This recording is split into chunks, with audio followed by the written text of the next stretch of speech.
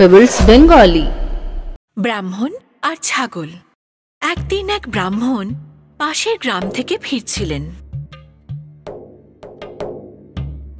ইতিমধ্যে তিনজন ক্ষুধার্ত ঠগ লোক তাকে আসতে দেখে নিজেদের মধ্যে কথা বলাবলি করে। গ্রামবাসীদের মঙ্গল হোক, কেমন নাদুস নুদুস ছাগল আমায় দান করেছে। বাবা, কেমন মোটা সোটা ছাগল। আজ ভোজ খাওয়ার পালা। কিছু একটা মতলব বেঁধে এই ছাগলটাকে পেতেই হবে। এটার এমন কি কাজ? শোনো শোনো, তবে আমাদের কি করা উচিত? প্রথম ঠগ ব্রাহ্মণের কাছে গিয়ে বলল, বামুন মহারাজ, এই কুকুরটাকে কাঁধে নিয়েছেন কেন? আপনার মজা লাগছে বুঝি? মূর্খ বোকা কোথাকার, কুকুর আর ছাগলের তফাৎটাও বোঝো না নাকি? হ্যাঁ, আরে মশাই, রেগে যাচ্ছেন কেন? আপনার ভালো লাগলে আমার কি বলার থাকতে পারে? এমন তো নয় যে আমি ভুল দেখছি।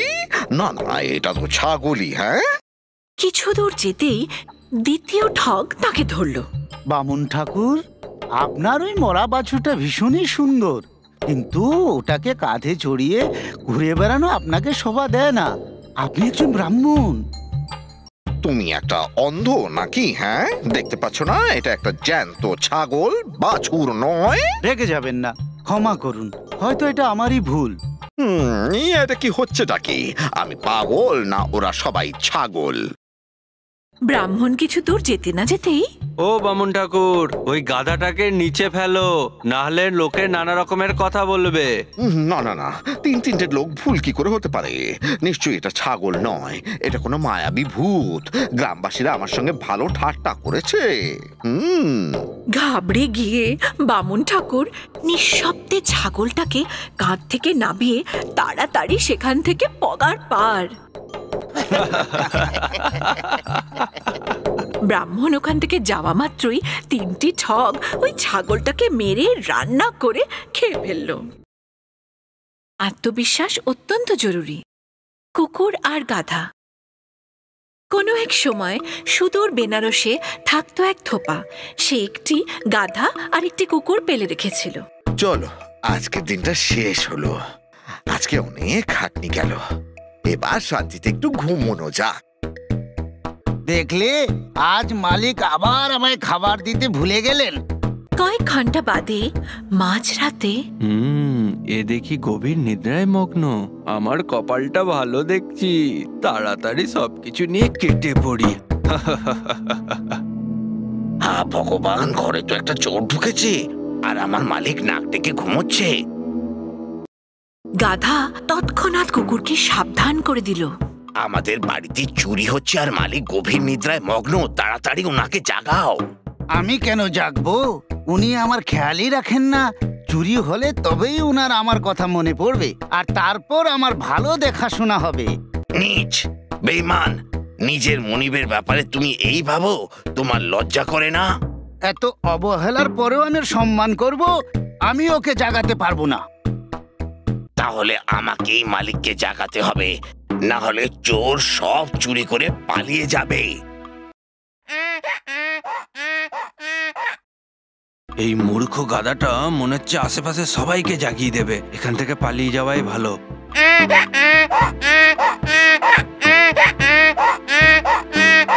ধোপা উঠে জানলা দিয়ে দেখার চেষ্টা করলো, কিন্তু ততক্ষণে চোর বাবাজি পালিয়ে গেছে। হ্যাঁ, এই মূর্খ গাধা আমার ঘুমের 12টা বাজালো। যখন দেখো চেঁচাতে থাকে, ওকে এবার মজা দেখাচ্ছি। ধোপা একটা লাঠি নিয়ে গাধাকে বেদম প্রহার করলো। তা দেখে কুকুরের আফসোসের সীমা রইল না। বেচারা গাধা, চোর তো পালিয়ে গেল, মনিব তো জানতেই পারলো না যে তুমি কেন চিৎকার করছিলে। আমার হয়ে কাজ করার কি দরকার ছিল বলো তো? দেখলে, অন্যের কাজে নাক গলালে কি হয়? অন্যের কাজে দখল দেওয়া উচিত নয়। মূর্খ ব্রাহ্মণ। একদিন গার্গয়া নামক এক বামুন গ্রাম থেকে জঙ্গলের দিকে প্রস্থান করলেন ভগবান শিবকে প্রসন্ন করার জন্য ধ্যানস্থ হতে। সেই পরম ভক্তি দেখে প্রসন্ন হয়ে স্বয়ং শিব প্রকট হলেন। হে বিদ্বান ব্রাহ্মণ, আমি প্রসন্ন হয়েছি, একটা বর চাও। ভগবান, আমায় সঞ্জীবনী দিন, যাতে আমি কোনো মৃত ব্যক্তিকে জীবিত করতে পারি। শিব ঠাকুর তাকে একটা গাছের চারা দিলেন। যখনই কোনো মৃতদেহে প্রাণ জাগাতে হবে, এই বনস্পতির রস সেই মৃতের শরীরে লাগিয়ে দিও। সেই মৃত শরীর পুনরায় জেগে উঠবে, আর এই গাছ কখনো নষ্ট হবে না। এই বলে ভগবান শিব অদৃশ্য হলেন। ব্রাহ্মণ বেজায় খুশি হয়ে তার গ্রামে ফিরলেন। এই সঞ্জীবনী দিয়ে আমি গ্রামে মৃত্যুর ভয় ঘুচিয়ে দেবো, কেউ আর দুঃখী থাকবে না। আমার নাম হবে খুব, হয়তো আমি গায়ের মোড়লও হয়ে যেতে পারি। হঠাৎ ওর মনে সন্দেহ জাগলো। ভগবান আমার সঙ্গে নিছক ঠাট্টা করলেন না তো? এটা সঞ্জীবনী না কোনো সাধারণ পাতা, তা বুঝবো কি করে?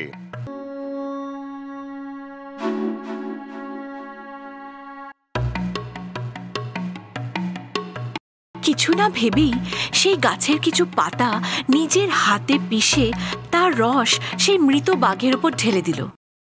আরে, বাঘ যে বেঁচে উঠল। আমার খিদে পেয়েছে। হ্যাঁ, এটা তো সঞ্জীবনী, ও তো বেঁচে উঠলো। হঠাৎ বাঘ হুঙ্কার দিয়ে উঠল। ওরে বাবারে, এই আমি কি ভুল করলাম? আমাকে বাঁচাও, বাঁচাও। কিন্তু বাঘ তাকে দেখে নিয়েছে। এক লাফ দিয়ে তাকে ধরে ফেলল, আর সেই মূর্খ ব্রাহ্মণ প্রাণ হারালো। মূর্খ বক। অনেক দিন আগের কথা। এক পুকুর পাড়ে একটা উঁচু নারকোল গাছ ছিল, আর ওই গাছে থাকতো একটা বুড়ো বক। পুকুরটা প্রায় শুকিয়ে এসেছিল, আর ওই পুকুরে বড় অল্প মাছ ছিল, যা কিনা ওই বুড়ো বকের জন্য যথেষ্ট ছিল। কিন্তু ওই পুকুর আর নারকোল গাছ নিয়ে সে ছিল বেজায় গর্বিত। যদি অন্য বকেরা এখানে এসে দেখতো, তাহলে ওরা বুঝতে পারতো আমি কত ভাগ্যবান। একদিন সে দেখল যে এক ঝাঁক বক পুকুরের ওপর দিয়ে উড়ে উড়ে যাচ্ছে। আরে আরে দাঁড়াও, আরে এদিকে নিচে দেখো, নিচে। ওই বৃদ্ধ পাখিটা আমাদের ডাকছে, চলো গিয়ে দেখে আসি, হয়তো কোনো বিপদে পড়েছে। এসো, ভারী ভালো লাগলো যে আমার কথা শুনে তোমরা এখানে এলে। তোমরা আমার অতিথি হয়ে এই নারকোল গাছে থাকো, এই পুকুরের মাছের স্বাদ গ্রহণ করো। ভারী ভালো। বৃদ্ধ ভালোই মনে হয়, কিন্তু বোকা, আমাদের প্রভাবিত করতে চাইছে। আমরা যদি ওর নিমন্ত্রণ গ্রহণ করি, তাহলে ও না খেতে পেয়ে মরবে। তাই ওই ঝাঁকের দলপতি সবার তরফ থেকে নিমন্ত্রণ গ্রহণ করলেন না। আপনার আদর আপ্যায়ন দেখে আমরা মুগ্ধ, কিন্তু আমাদের যেতে হবে। হ্যাঁ, আমাদের বুদ্ধিমান নেতা ঠিকই বলেছেন, আমাদের ঝাঁক তো অনেক বড়। দেখুন, এই পুকুরের মাছ খালি আপনার জন্যই যথেষ্ট, আমাদের অন্যত্র যেতে হবে। আপনারা যদি আমার নিমন্ত্রণ না গ্রহণ করেন, তাহলে আমি প্রাণ ত্যাগ করব।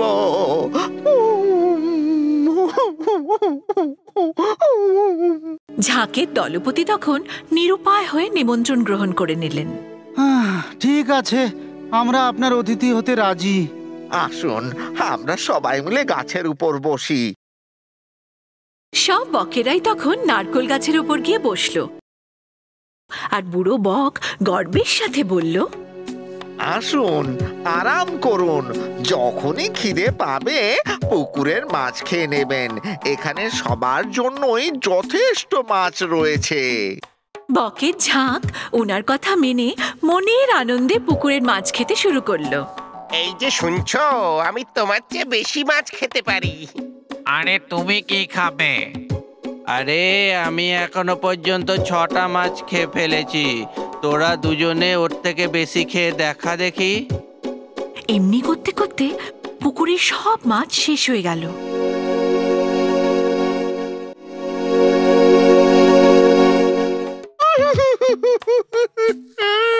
হ্যাঁ ভগবান, একটাও মাছ আর নেই। এখন বিকেল বেলা ওদের কি খেতে দেব? আর ওরা চলে যাওয়ার পর আমি বা কি খাবো? বৃদ্ধ বক নিজের বোকামি বুঝে আফসোস করতে লাগলো। আমাদের সান্ধ্য ভোজনের জন্য আর কিছুই নেই। আপনার আতিথেয়তার জন্য অনেক ধন্যবাদ, কিন্তু আমাদের যেতে হবে। আমি আমার ঝাঁককে ক্ষুধার্ত রাখতে পারি না। ওখান থেকে বকের ঝাঁক নিয়ে বেরোবার সময় ওই বুড়ো বকটার জন্য ভারী মায়া লাগলো ওই ঝাঁকের নেতার। ও একেবারেই বৃদ্ধ, আমাদের সঙ্গে উঠতে পারবে না। শুধু যদিও আমাদের কথা শুনতো, বেচারা আর বেশি দিন বাঁচবে না। কিছুদিন পর সেই বলহীন বৃদ্ধ বক তার শেষ নিঃশ্বাস ত্যাগ করল। বৃথা অহংকার করা উচিত নয়। মূর্খ শেয়াল। একদিন দুটো ভেড়া মুখোমুখি এসে দাঁড়ায়।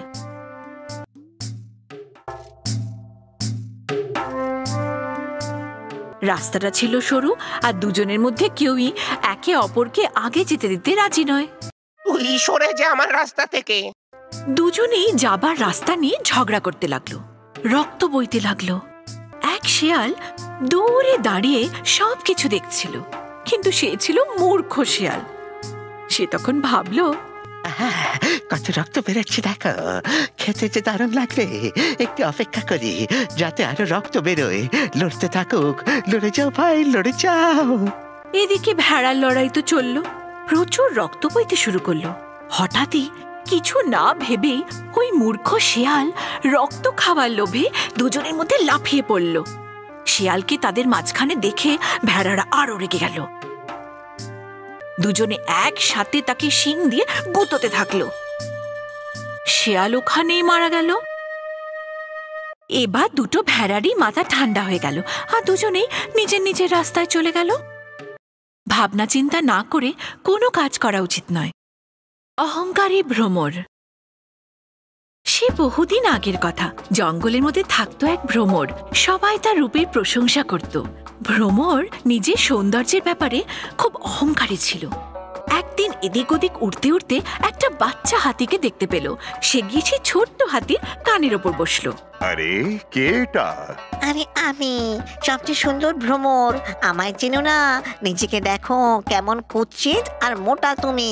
আমাকে দেখো, আমার পাখা জোড়া কেমন পাতলা আর সুন্দর। ও, তোমার সাথে আলাপ হয়ে ভালো লাগলো। ওই ছোট্ট হাতি ভারী বিনয়ের সাথে বলল, কোথায় যাচ্ছ তুমি শুনি? সব জায়গায়, আবার কোথাও না। আমি তোমার মতো নই। আমার সুন্দর পাখার সাহায্যে যেখানে খুশি উড়ে যেতে পারি। হ্যাঁ, তবে একটা ব্যাপারে আমাদের মধ্যে মিল রয়েছে। তোমার সুর আছে আর আমার হুল। তা শুনে হাতি নিজের মাথা নাড়ল। কিন্তু আমি আমার হুলের সাহায্যে ফুলের মধু খেতে পারি, কিন্তু তুমি পারো না। এবার বলো, আমাদের দুজনের মধ্যে কে শ্রেষ্ঠ? হাতি তার কথার কোনো জবাবই দিল না। আচ্ছা, এটা তো বলো, তোমার কটা পা আছে? 4টে। আমার 6টা। আবার দেখো, আমি শ্রেষ্ঠ প্রমাণিত হলাম। ভ্রমর নিজের কথা শেষ করতেই যাচ্ছিল, এমন সময় জোরে হাওয়া বইতে লাগলো। নিমেষে চারিদিকে ধুলো ঝরা পাতা উড়তে থাকলো। ক্ষুদ্র ভ্রমর বেশিক্ষণ টিকতে পারল না। মুহূর্তের মধ্যেই সেও ঝড়ের সাথেই বয়ে চলে গেল। বাঁচাও, বাঁচাও! আমি বয়ে যাচ্ছি। হাতি তাকে বাঁচাবার অনেক চেষ্টা করলো, কিন্তু ততক্ষণে ভ্রমর ঝড়ের উথাল পাতালে হারিয়ে গেছে। শিশু হাতি সেখান থেকে 4 পায়ে নিজের ভারী শরীর কিন্তু সরল মন নিয়ে চলে গেল।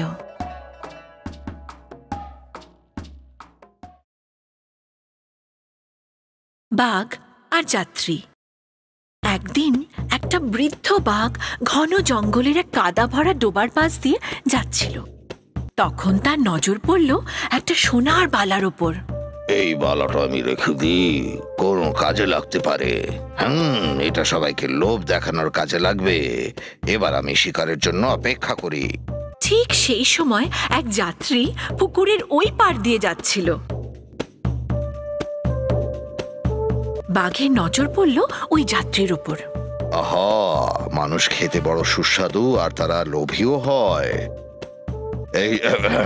এই যে শোনো শোনো বলছি, সোনার বালা চাই নাকি? এটা তো আমার কোনো কাজে লাগবে না। সোনার বালা?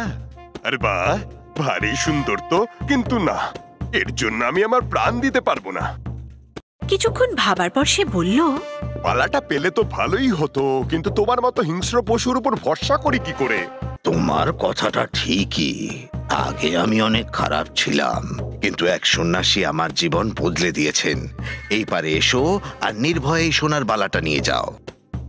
যদি আমি তোমার সামনে যাই, আমাকে শুকেই তো তুমি সন্ন্যাসীর কথা ভুলে যাবে।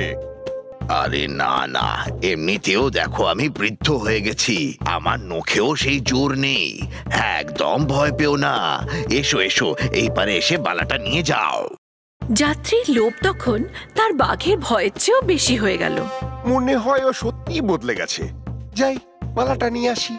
কিন্তু যেই সে জলে নামলো, কিছুক্ষণের মধ্যেই আরে, এখানে তো পাক রয়েছে, আমার পা আটকে গেছে। আমাকে বাঁচাও, বাঁচাও, কেউ বাঁচাও।